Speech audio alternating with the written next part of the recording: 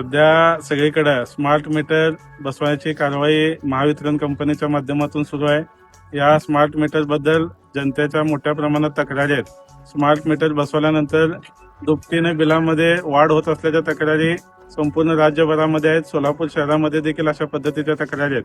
सक्तीनं कुठल्याही पद्धतीने या स्मार्ट मीटर बसवलं जाऊ नये अशी लोकांची इच्छा आहे आणि लोकांची भावना संभाजी आरमारनं आज महावितरण कंपनीकडे पोहोचवलेली आहे. सोलापूर शहरामध्ये एकाही घराला सक्तीनं स्मार्ट मीटर बसवलं जाऊ नये अशी आम्ही आज मागणी केलेली आहे. सोबतच ज्यांना जुनं मीटर पाहिजे असेल त्यांना परत जुनं मीटरच बसवून द्यावं अशी देखील मागणी केली आहे. पण महावितरण कंपनीच्या अधिकाऱ्यांचं असं म्हणणं आहे की स्मार्ट मीटर बसवल्यानंतर वीज बिल कमी येत आहे, मात्र त्या घरामध्ये जर वायरिंगचा फॉल्ट असेल तर बिल जास्त येत असल्याची त्यांच्याकडून असं म्हणणं आलंय की वायरिंग मध्ये फॉल्ट असेल तर बिल जास्त येत आहे. तर अशा पद्धतीचे जर काही वायरिंग मध्ये फॉल्ट असतील तर ते फॉल्ट काढून देण्याचे देखील काम महावितरण कंपनीनं करावं अशी संभाजी आरमारनं त्यांच्याकडे मागणी केली आहे.